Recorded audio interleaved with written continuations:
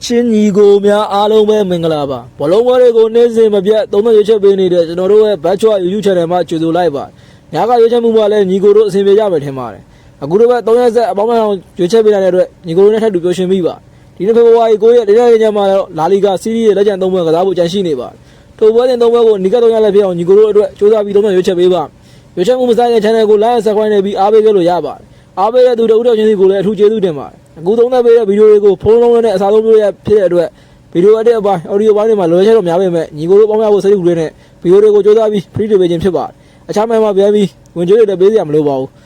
ပြောရလဲကြာသွားပြီဖြစ်တဲ့အတွက်ဒီနေ့အတွက်ရွေးချက်မှုပွဲလေးကိုတွားလိုက်ကြရအောင်ပထမဆုံးတစ်ပွဲကိုတော့အခုည7:00နာရီမှာကံမဲ့စီးရီးရဲ့ပွဲစဉ်ဖြစ်တဲ့အတလနာအသင်းနဲ့ခရီမိုနီအသင်းပွဲကိုသုံးသပ်ရွေးချက်ပေးပါနှစ်သင်းလုံးရဲ့စင်ရည်မှုကိုကြည့်ဒီနေ့ Asian ပြည်အခမ်းကစားမဲ့အတလနာအသင်းအဆင့်9နေရာမှာရှိပြီးအဝေးဝင်ခရီမိုနီအသင်းကတော့အဆင့်15နေရာမှာရှိပါတယ်လက်ရှိအတလနာအသင်းရဲ့အချက်အလက်တွေကိုကြည့်စီးရီးရဲ့နောက်ဆုံး5ပွဲဆက်အရှုံးမှမရှိတော့ပါဘူး3ပွဲနိုင်2ပွဲသေးကြထားတယ်ချန်ပီယံလိမှာလည်းနောက်တစ်ဆင့်ကိုရထားတယ်လို့ဂျာရဲ့ကိုပါလီယာပွဲစဉ်မှာလည်းဂျူဗီနယ်ကို3-0ရလာနဲ့နိုင်ထားတဲ့အတွက်ဖိုင်နယ်တက်ထားတဲ့အသင်းများဖြစ်ပါတယ်ဒီပွဲမှာပွဲရောက်9သမား2ယောက်ကိုလောချောက်ထားပြီးနီးပြပရာလီနိုကတော့3-2ကစားပုံနဲ့ကွင်းနဲ့တိုက်စစ်အားပြုပြီးကစားလာဖို့ရှိပါတယ်အဝေးကွန်ခရီမိုနီအသင်းရဲ့အချက်အလက်တွေကိုကြည့်စီးရီးရဲ့နောက်ဆုံး5ပွဲမှာ2ပွဲသေး3ပွဲရှုံးထားပြီး2026မှာ9ပွဲမရထားတဲ့အသင်းလည်းဖြစ်ပါတယ်တိုင်းလုံးကအသင်းကို9ပွဲပဲပြထားနိုင်တယ်လို့ဒီပွဲမှာနိုင်ရ9သမား9ယောက်တည်းရှိပါတယ်ဒီပွဲကိုနီကိုလာကတော့ခန်းဆက်သားပြုပြီးတရေတမတ်ရောက်ဖို့အတွက်ပဲကြိုးစားလာဖို့ရှိပါတယ်စီးရီးမှာ3-3ချိန်ကို3ချိန်ရှိထားပြီးအေရှင်အတနာက2ချိန်တိုင်း2ချိန်ကိုတော့တရေကျထားပါတယ်လက်ရှိရဲ့ဘုံလုံးမှုကိုကြည့်အတနာကဘော်ဒီချင်း1.80ဂိုးပေါင်း360ပေါက်တယ်ဘော်ဒီချင်းရောဂိုးပေါင်းချင်းရောဇုံမောသွားမဲ့ချိန်တိုင်းမျိုးဖြစ်ပါတယ်ညာကလည်းဇုံမောပေးတဲ့ပွဲတွေများပေမဲ့ဒီနေ့ပွဲမှာလည်းဇုံမောအောင်မှမလားဆိုစဉ်းစားလိုက်တော့ရှိပါတယ်အတနာအသင်းကစီးရီးအိမ်ကွင်း3ပွဲဆက်နိုင်ဝရထားပေမဲ့ခရီမိုနီအသင်းကတော့အဝေးကွင်း3ပွဲဆက်ရှုံးထားပါတယ်ဘော်ဒီချင်း1.80ချိန်တိုင်းကိုကြားရကတကြောင်အတနာအသင်းရဲ့လက်ရှိအိမ်ကွင်းကစားပုံရလာရောခြေသွမ်းရောကောင်းကောင်းကတကြောင်အတနာဘော်ဒီတကြောင်လည်းပဲရွေးချက်ပါတယ်ကြီးအပြည့်ရမရပဲကြီးရပဲပွဲဖြစ်လာဖို့များပါတယ်ရာလက်အနေနဲ့2-3 လောက်နဲ့ပြီးဖို့များပါတယ်နှစ်ပွဲမြောက်အနေနဲ့အခုည2:15မှာကံမဲ့ရိုမာအသင်းနဲ့ကကလီယာအသင်းပွဲကိုရွေးချယ်ထားပါတယ်နှစ်သင်းလုံးကလီဆန်နင်ကိုကြည့်အေရှင်ရိုမာအသင်းကအဆင့်9နေရာမှာရှိပြီးအဝေးဝဲကလီယာအသင်းကတော့အဆင့်7နေရာမှာရှိပါတယ်အေရှင်ရိုမာအသင်းရဲ့စီးရီးအင်္ဂွန်းနောက်ဆုံး5ပွဲကစားခြင်း3ပွဲနိုင်1ပွဲသေး1ပွဲရှုံးထားပါတယ်အင်္ဂွန်းရလက်ကတော့မဆိုးလာပါဘူးဒီပွဲမှာတရားရက9ယောက်ရှိပြီးအဓိကကတော့တော်များများလဲလွှဲချော်ထားပါတယ်အဝေးကလီယာအသင်းကတော့ဇေယျအလဲလဲမှာရှိပြီးအဝေးဝဲနောက်ဆုံး5ပွဲကစားခြင်း2ပွဲနိုင်1ပွဲသေး2ပွဲရှုံးထားပါတယ်အဝေးကစားပုံကအញ្ញံထဲတော့ပါမနေပါဘူးရာသီစားကခြေတော်ရလာတော့မကောင်းပေမဲ့အခုလက်ရှိစီးရီးနောက်ဆုံး3ပွဲဆက်နိုင်ထားပါတယ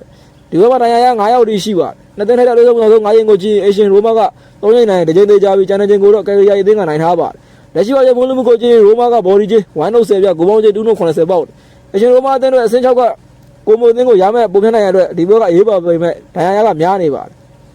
အဝေးဝင်ကလေးအသင်းကတော့တိုင်းသုံးကအသင်းဟုတ်မဟုတ်တယ်လို့အလဲလဲအသင်းဖြစ်တဲ့အတွက်ဒီဘက်ကတိုက်ပြီးဖီရတော့မရှိပါဘူးလက်ရှိမှာခြေတော်ကောင်းနေတဲ့အသင်းဖြစ်ပါတယ်ဘော်ဒီချင်း1.60ပြခြေတန်းကရိုမာနိုင်တော့ဂိုးပြမယ်လို့မထင်ပါဘူးအဝေးဝင်ကလေးအသင်းကလည်းတိုက်စစ်ကဂိုးသွင်းနိုင်တဲ့အနေအထားမျိုးရှိနေပါတယ်ကလေးအသင်းကရတာနဲ့ကြေးကအောင်ဖို့မလွယ်ပါဘူးဒီဘက်မှာအောက်အသင်းကလေးအသင်းနဲ့ပဲရွေးချယ်ပါတယ်အနည်းဆုံး10ပြစားရမှာဖြစ်ပြီးတရဝက်ဖြစ်လာမယ်လို့ယုံကြည်ထားပါတယ်သုံးပွဲမြောက်နေနဲ့အခုည2နာရီပွဲမှာကံမဲ့စပယ်လာလီကလက်ကျန်ပွဲဖြစ်တဲ့ဗီလာရီရဲ့အသင်းနဲ့အက်စပန်ညိုအသင်းပွဲကိုသုံးသပ်ရွေးချယ်ပေးပါနှစ်သင်းလုံးကအစင်ရည်မှုကိုကြည့်အေရှင်ဗီလာရီရဲ့ကအဆင့်4နေရာမှာရှိပြီးအဝေးကွင်းအက်စပန်ညိုအသင်းကတော့အဆင့်6နေရာမှာရှိပါတယ်နှစ်သင်းကြားရမဲ့ရှင်းမဲ့ပဲကွာမှုရှိပါတယ်အေရှင်ဗီလာရီရဲ့အသင်းရဲ့အနေအထားကိုကြည့်လာလီဂါမှာ3ပွဲဆက်နိုင်ပွဲတော်ထားသလိုချန်ပီယံလိမှာလည်းထွက်ရတဲ့အသင်းဖြစ်ပါတယ်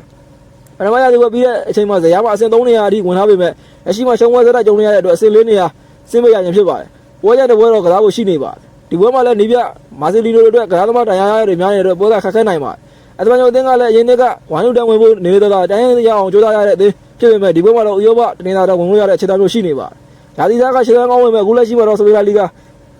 9ပွဲဆက်နိုင်ပွဲပြောက်ထားတဲ့အသင်းလည်းဖြစ်ပါတယ်ဒီပွဲမှာတရားရက3ယောက်ဝယ်ရှိပါတယ်နှစ်သင်းသုံးနောက်ဆုံး9ချိန်ကိုကြည့်အရှင်ဗီလာရီက9ပွဲလုံးနိုင်ထားပါတယ်လက်ရှိရဲ့ဘုံလုံးကိုကြည့်ဗီလာရီကဘော်ဒီချင်းဝိုင်းပေါင်း10ပြဂိုးပေါင်းချင်း3.80ပေါက်ဘော်ဒီချင်းဝိုင်းပေါင်း60ကျေးတန်းကကျွန်တော်ပြောနေတဲ့အတိုင်းပဲကြီးမောင်းတဲ့ပွဲကများပါတယ်ညာကအဲ့ဒါလည်းရှုံးမကြုံထားပြီးအမတ်ချောရတဲ့အတွက်အေရှင်ဗီလာရီရဲ့ဒီဘက်ကအင်ကွင်းမှာအမတ်ရှာရမှာဖြစ်ပေမဲ့အဓိကကမားတွေနားနေပါတယ်အဲ့ဒါကြောင့်အသင်းကနာနာချောင်းလက်ရှိအဆင့်6နေရာမှာရှိပေမဲ့အဆင့်9ကဆယ်ရာကိုအမတ်ပို့ဖြတ်နိုင်ရတဲ့အတွက်ကြိုးစားလာဖို့ရှိပါတယ်ပြဿနာပူတိုင်းမှာအေရှင်ဗီလာရီကအသာရတာတော့မှန်ပါတယ်ဒီဘက်ကိုဘော်ရီရစားရင်ဂိုးပေါင်း9အောက်ပဲရွေးချက်ပေးပါမယ်အသင်းတော်လက်ရှိမှာနိုင်ပွဲပေါက်ရတဲ့အသင်းတွေဖြစ်တဲ့အတွက်သူရင်ကိုယ်တွေတိုက်စစ်ဖုံးပြီးကစားလာမယ်လို့ယုံကြည်ထားတဲ့အတွက်နှစ်သင်းပေါင်း9များပဲကြိုက်ပါတယ